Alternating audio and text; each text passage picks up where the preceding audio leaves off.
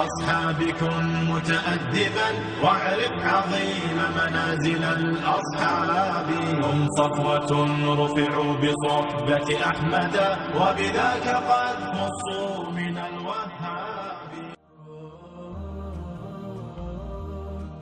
حضرت شرحبیل بن حسنہ رضی اللہ تعالیٰ عنہما.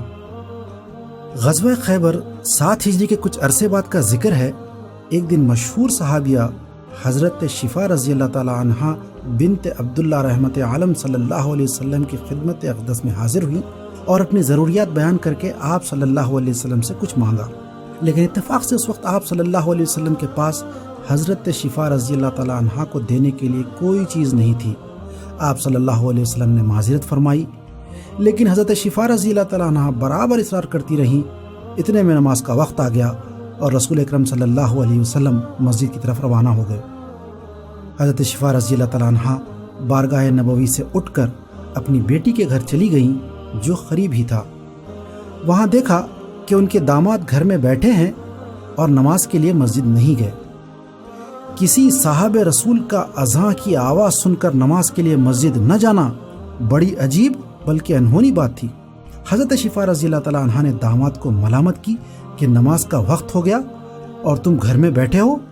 انہوں نے عرض کیا، خالہ جان مجھے ملامت نہ کیجیے، میرے پاس ایک ہی پرانی قمیص تھی جسے میں نے پیوند لگا کر رکھا تھا، لیکن رسول اکرم صلی اللہ علیہ وسلم نے وہ مجھ سے مانگ لی کیونکہ آپ صلی اللہ علیہ وسلم کے پاس پہننے کے لائق کوئی کپڑا نہ تھا. اب مجھے شرم محسوس ہوتی ہے کہ صرف تہبند کے ساتھ مسجد جاؤں اور لوگوں کو بتاتا پھروں کہ رسول اکرم صلی اللہ علیہ وسلم نے میری قمیص عاریتاً مانگ لی ہے. داماد کا جواب سن کر حضرت شفا رضی اللہ تعالیٰ عنہ بہت پشیماں ہوئیں اور بولی، میرے ماں باپ رسول اکرم صلی اللہ علیہ وسلم پر قربان جائیں، مجھے کیا معلوم تھا کہ رسول اکرم صلی اللہ علیہ وسلم کا یہ حال ہے. میں تو صبح سے آپ صلی اللہ علیہ وسلم سے کسی چیز کے لیے اصرار کر رہی تھی اور آپ صلی اللہ علیہ وسلم بار بار عذر فرما رہے تھے. حضرت شفا رضی اللہ تعالیٰ عنہ بنت عبداللہ کے یہ سعادت مند داماد جو رحمت عالم صلی اللہ علیہ وسلم پر دل و جان سے فدا تھے، شرحبیل بن حسنہ رضی اللہ تعالیٰ عنہما تھے.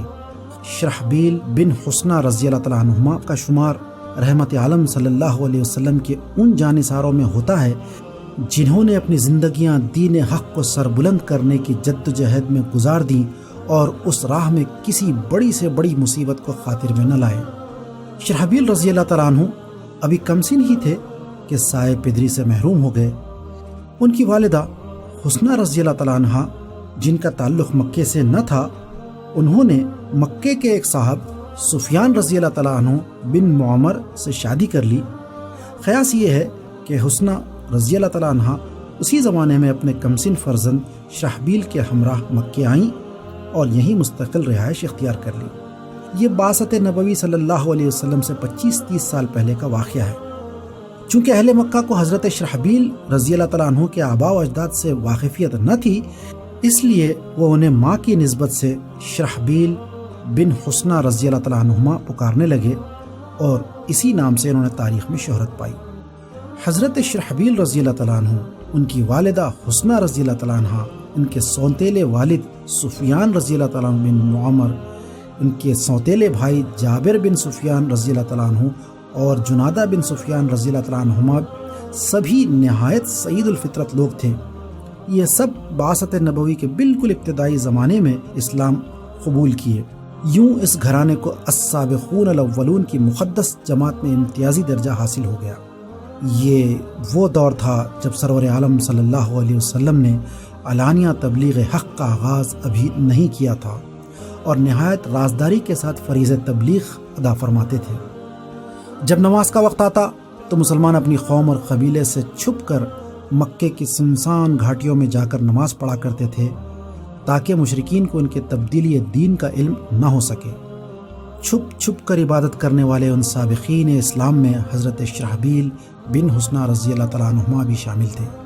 ایک مرتبہ مسلمان مکے کی ایک گھاٹی میں مصروف نماز تھے کہ مشرکین کی ایک ٹولی وہاں پہنچ گئی.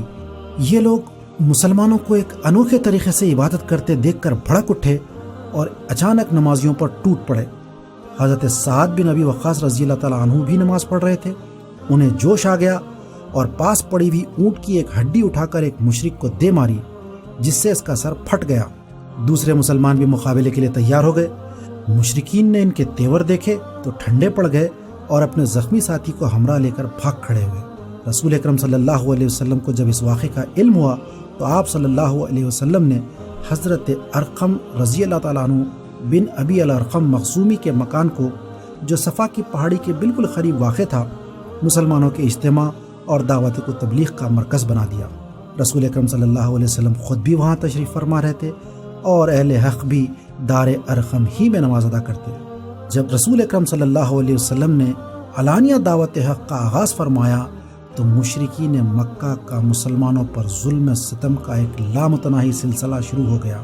حضرت شرحبیل بن حسنہ رضی اللہ تعالیٰ عنہما اور ان کے اہل خاندان بھی مشرکین قریش کے ظلم و ستم کا نشانہ بنتے گئے، لیکن وہ بڑے صبر اور استقامت کے ساتھ ہر قسم کی مصیبتیں جھیلتے رہے۔ جب کفار کے مظالم شدید سے شدید تر ہو گئے تو سرور عالم صلی اللہ علیہ وسلم نے مسلمانوں کو ہدایت دی کہ وہ حبش چلے جائیں، جہاں کا بادشاہ نجاشی ایک نیک دل شخص ہے اور کسی پر ظلم نہیں ہونے دیتا۔ چنانچہ 11 مردوں اور 4 عورتوں پر مشتمل یہ قافلہ حبش کو ہجرت کر گیا۔ یہ پہلی ہجرت حبشہ تھی۔ اگلے سال کچھ اور مردوں اور 18 یا 19 خواتین نے حبش کی راہ لی۔ ان میں حضرت شرحبیل بن حسنہ رضی اللہ تعالیٰ عنہما اور ان کے اہل خاندان بھی شامل تھے۔ تمام سیرت نگاروں نے دوسری ہجرت حبشہ کے شرکا میں حضرت شرحبیل رضی اللہ تعالیٰ عنہ، ان کی والدہ حضرت حسنہ رضی اللہ تعالیٰ عنہ، سوتیلے والد حضرت سفیان رضی اللہ تعالیٰ عنہ بن معمر، ان کے سوتیلے بھائیوں حضرت جابر اور حضرت جنادہ بن سفیان رضی اللہ تعالیٰ عنہما کا نام خصوصیت سے لیا ہے۔ گویا پورے گھرانے نے اللہ کی راہ میں اپنا گھر بار چھوڑ دیا اور حبش کی غریب الوطنی اختیار کر لی۔ سیرت نگاروں نے لکھا ہے کہ جن صحابہ اکرام رضی اللہ تعالیٰ عنہم الاجمعین کو کتابت وحی کا شرف حاصل ہوا، شرحبیل بن حسنہ رضی اللہ تعالیٰ عنہما ان میں شامل ہیں۔ چنانچہ بہت سی روایتوں میں ان کے نام کے ساتھ کاتب رسول اللہ صلی اللہ علیہ وسلم کے الفاظ ملتے ہیں۔ ان روایات سے جہاں یہ معلوم ہوتا ہے کہ حضرت شرحبیل بن حسنہ رضی اللہ تعالیٰ عنہما پڑھے لکھے آدمی تھے اور بچپن میں ان کی تعلیم و تربیت پر خاص توجہ دی گئی تھی، وہاں یہ بات بھی ثابت ہوتی ہے کہ وہ ان مخصوص صحابہ میں سے تھے جن کو سرور عالم صلی اللہ علیہ وسلم کا پورا اعتماد حاصل تھا، یہاں تک کہ آپ نے کتابت وحی جیسی عظیم ذمہ داری بھی آپ کے سپرد کی تھی۔ حضرت شرحبیل بن حسنہ رضی اللہ تعالیٰ عنہما اپنے اہل خاندان کے ہمراہ حبش میں مسلسل 13 برس تک غریب الوطنی کی زندگی گزارتے رہے۔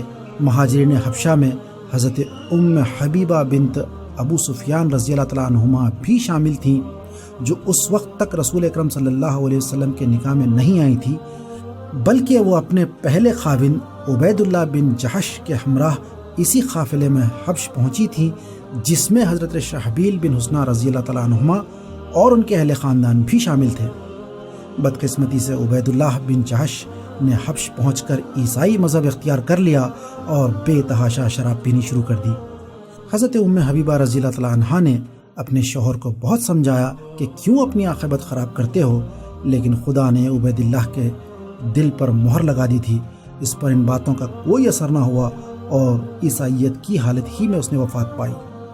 رسول اکرم صلی اللہ علیہ وسلم کو جب حضرت ام حبیبہ رضی اللہ تعالیٰ عنہا کے عالم غربت میں بیوہ ہونے کی اطلاع ملی تو آپ صلی اللہ علیہ وسلم نے ان کو اپنے دامن رحمت میں ڈھانپنے کا ارادہ کیا اور حضرت ام حبیبہ رضی اللہ تعالیٰ عنہا کو پیغام نکاح بھیجا، جسے حضرت ام حبیبہ رضی اللہ تعالیٰ عنہا نے بلا تحمل قبول کر لیا۔ چنانچہ نجاشی نے، جو حبش کا بادشاہ تھا، حضرت ام حبیبہ رضی اللہ تعالیٰ عنہا کا غائبانہ نکاح رسول اکرم صلی اللہ علیہ وسلم سے کر دیا اور رسول اکرم صلی اللہ علیہ وسلم کی طرف سے حق مہر بھی نجاشی نے ادا کیا۔ اس مبارک نکاح کے چند دن بعد نجاشی نے تمام مہاجرین حبشہ کو 2 کشتیوں میں سوار کر کے مدینہ منورہ روانہ کر دیا۔ ان میں ام المومنین حضرت ام حبیبہ رضی اللہ تعالیٰ عنہ کے علاوہ حضرت شرحبیل رضی اللہ تعالیٰ عنہ اور ان کے اہل خاندان بھی شامل تھے۔ یہ مقدس قافلہ جس دن مدینہ منورہ پہنچا، رسول اکرم صلی اللہ علیہ وسلم خیبر میں تشریف فرما تھے اور اسی روز فتح خیبر سے فارغ ہوئے تھے۔ رسول اکرم صلی اللہ علیہ وسلم کے ابھی مدینہ آنے میں کچھ دیر باقی تھی، لیکن حبش سے آنے والے اصحاب کو اپنے محبوب، اپنے آقا سے ملے بغیر کہاں چین آنے والا تھا۔ تمام مرد آپ صلی اللہ علیہ وسلم کے شوق ملاقات میں خیبر پہنچے اور سید المرسلین صلی اللہ علیہ وسلم کے دیدار سے اپنی آنکھوں کو ٹھنڈی کیا۔ رحمت عالم صلی اللہ علیہ وسلم نے 13 سال کے بچھڑے ہوئے ان جانثاروں سے ملاقات کی، انہیں گلے لگایا اور پیشانی پر بوسہ دیا۔ پھر آپ صلی اللہ علیہ وسلم ان کو خیبر کے مال غنیمت میں بھی حصہ عطا کیا۔ حج سے واپس آنے والے تمام صحابہ اور صحابیات رضی اللہ تعالیٰ عنہم اجمعین کو ذوالہجرتین کا عظیم لقب مرحمت ہوا، کیونکہ انہوں نے 2 ہجرتیں کی تھیں، ایک مکے سے حبش کی طرف اور دوسری حبش سے مدینہ منورہ کی طرف۔ حضرت شرحبیل بن حسنہ رضی اللہ تعالیٰ عنہما کو بھی اس مقدس جماعت کا ایک رکن ہونے کا شرف حاصل ہے۔ مدینہ منورہ میں حضرت شرحبیل رضی اللہ تعالیٰ عنہ بنو زریق کے محلے میں قیام پذیر ہوئے۔ یہیں ان کا نکاح مشہور صحابیہ حضرت شفا رضی اللہ تعالیٰ عنہ بنت عبداللہ کی صاحبزادی سے ہوا۔ علامہ بلازری رحمۃ اللہ علیہ نے انصاب الاشراف میں لکھا ہے کہ حضرت شرحبیل بن حسنہ رضی اللہ تعالیٰ عنہما نبی کریم صلی اللہ علیہ وسلم کے ساتھ غزوات میں شریک ہوتے رہے۔ علامہ موصوف نے ان غزوات کی تفصیل نہیں لکھی، لیکن یہ وہی غزوات ہو سکتے ہیں جو جنگ خیبر کے بعد پیش آئے، کیونکہ ان سے پہلے کا زمانہ حبش کے قیام میں صرف ہو چکا تھا۔ دوسرے سیرت نگاروں میں سے اکثر نے حضرت شرحبیل رضی اللہ تعالیٰ عنہ کے غزوات نبوی میں شریک ہونے کا حال نہیں لکھا، لیکن حضرت شرحبیل رضی اللہ تعالیٰ عنہ کی زندگی پر ایک نظر ڈالنے سے معلوم ہوتا ہے کہ وہ ایک مرد مجاہد تھے۔ اس لیے یہ باور نہیں کیا جا سکتا کہ حبش سے واپسی کے بعد وہ گھر میں بیٹھے رہے ہوں گے۔ یہ بھی روایت ہے کہ آپ صلی اللہ علیہ وسلم نے انہیں مصر کا سفیر بنا کر بھیجا، اور وہ مصر ہی میں تھے کہ رسول اکرم صلی اللہ علیہ وسلم کا انتقال ہو گیا۔ یہ المناک خبر سنتے ہی وہ مدینہ منورہ واپس آ گئے۔ اس وقت حضرت ابوبکر صدیق رضی اللہ تعالیٰ عنہ مسند خلافت پر بیٹھ چکے تھے۔ حضرت شرحبیل رضی اللہ تعالیٰ عنہ نے مدینہ منورہ پہنچتے ہی ان کے ہاتھ پر بیعت کر لی۔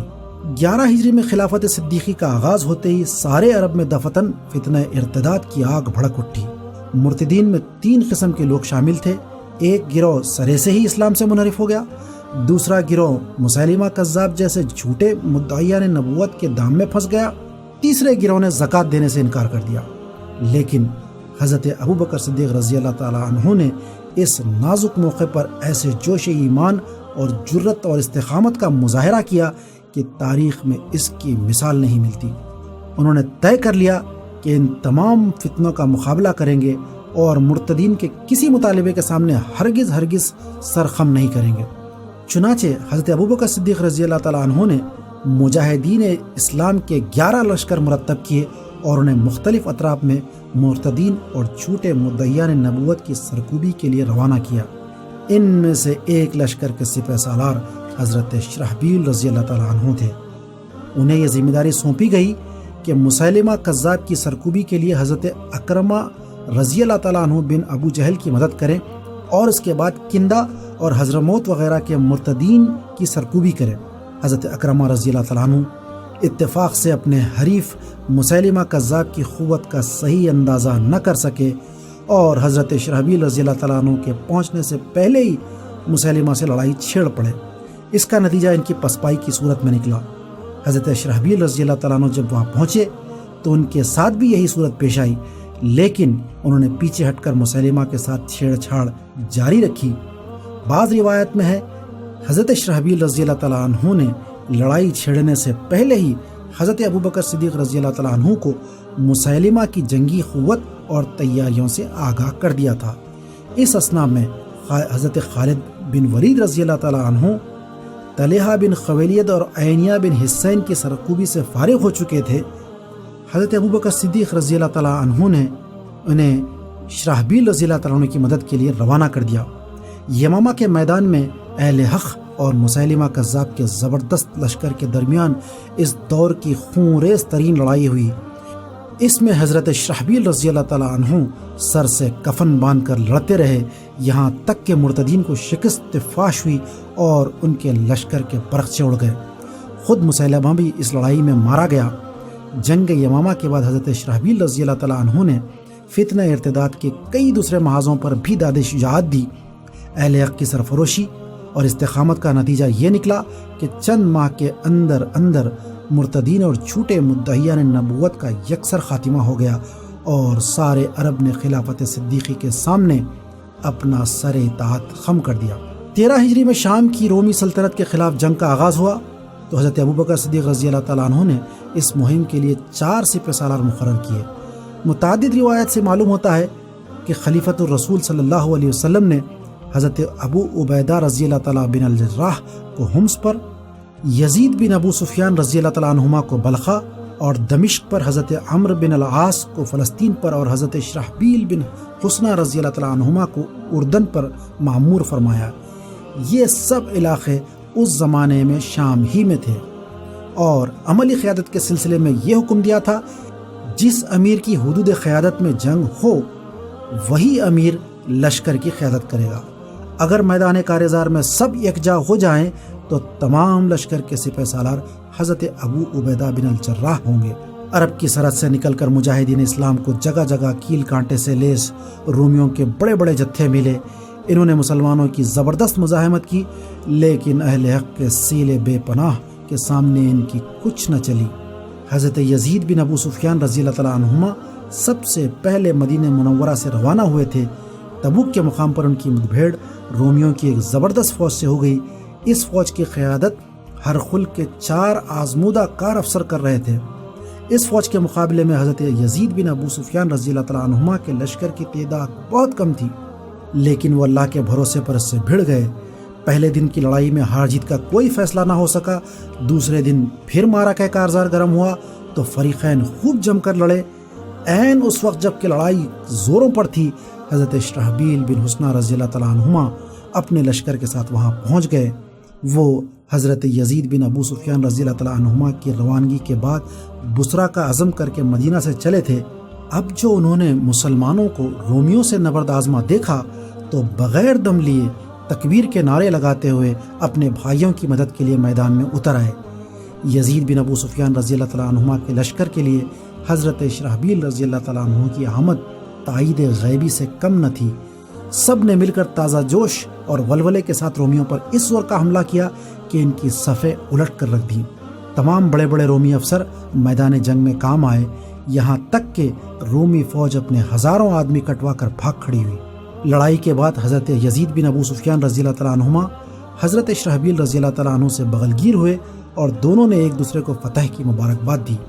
اس کے بعد دونوں سپہ سالار اپنی اپنی منزل مقصود کی طرف روانہ ہو گئے۔ حضرت یزید بن ابو سفیان رضی اللہ تعالیٰ عنہما کا رخ بلخا کی جانب تھا اور حضرت شرحبیل رضی اللہ تعالیٰ عنہ کا بصرہ کی طرف۔ بصرہ شام کے صوبے خوران کا صدر مقام تھا اور جنگی لحاظ سے بڑی اہمیت رکھتا تھا۔ اس کا حاکم ایک رومی جنرل روباس تھا۔ حضرت شرحبیل رضی اللہ تعالیٰ عنہ 4000 سرفروشوں کے ہمراہ یلغار کرتے ہوئے بصرہ کے قریب پہنچے تو روباس نے مسلمانوں سے لڑنے کے بجائے صلح کر لینا مناسب سمجھا۔ چنانچہ اس نے حضرت شرحبیل رضی اللہ تعالیٰ عنہ سے صلح کی بات چیت شروع کر دی۔ اہل بصرہ کو اپنے حاکم کا صلح جویانہ رویہ پسند نہ آیا اور انہوں نے اسے مجبور کیا کہ وہ پوری قوت سے مسلمانوں کا مقابلہ کرے۔ روباس نے مجبوراً لڑائی کی تیاری شروع کر دی اور مسلمان بھی لڑائی کے لیے کمر بستہ ہو گئے۔ اس اثنا میں حضرت خالد بن ولید رضی اللہ تعالیٰ عنہ بھی اپنی فوج کے ساتھ عراق سے بصرہ پہنچ گئے۔ انہوں نے حضرت شرحبیل رضی اللہ تعالیٰ عنہ کے ساتھ مل کر بصرہ کے جنگجو رومیوں پر ایسی کاری ضرب لگائی کہ قلعے کا دروازہ کھول کر امان طلب کرنے پر وہ مجبور ہو گئے۔ حضرت خالد بن ولید رضی اللہ تعالیٰ عنہ نے ان کو جزیے کی شرائط پر امان دے دی۔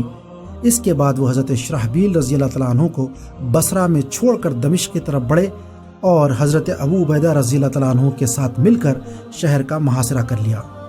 دوسری طرف جب ہرقل کو بصرہ پر مسلمانوں کے قبضے کی اطلاع ملی تو اس نے ایک بہت بڑی فوج 90,000 جوانوں پر مشتمل تھی مسلمانوں کے مقابلے کے لیے روانہ کر دیا۔ اس فوج نے اجنادین پہنچ کر جنگ کی تیاریاں شروع کی۔ حمص کا ایک رومی حاکم بھی زبردست فوج لے کر اس ارادے سے روانہ ہوا کہ حضرت شرحبیل رضی اللہ تعالیٰ عنہ کا رابطہ دمشق، بلخا اور فلسطین میں مقیم اسلامی فوجوں سے منقطع کر دے۔ حضرت ابو عبیدہ رضی اللہ تعالیٰ عنہ اور حضرت خالد بن ولید رضی اللہ تعالیٰ عنہ کو رومیوں کے اجتماع اور نقل و حرکت کی خبریں مل رہی تھیں تو انہوں نے یہی مناسب سمجھا کہ تمام اسلامی فوجیں یکجا جمع ہو کر اس طوفان کا مقابلہ کریں۔ چنانچہ وہ دمشق سے محاصرہ اٹھا کر اجنادین کی طرف بڑھے اور دوسرے افسروں کو لکھا کہ وہیں آ کر مل جائے۔ حضرت ابو عبیدہ رضی اللہ تعالیٰ عنہ اور خالد بن ولید رضی اللہ تعالیٰ عنہ کا خط ملتے ہی حضرت شرحبیل رضی اللہ تعالیٰ عنہ بصرہ سے اجنادین کی طرف چل پڑے اور وردان نے ان کا راستہ کاٹنے کی بہت کوشش کی، لیکن وہ بخیریت اجنادین پہنچ گئے۔ نبی کے صحابہ کے راستے پہ چل کے دلوں کا سکون ہم نے حاصل کیا ہے، نبی کے صحابہ کے راستے پہ چل کے دلوں کا سکون ہم نے حاصل کیا ہے۔ پیشکش رہبر ٹیم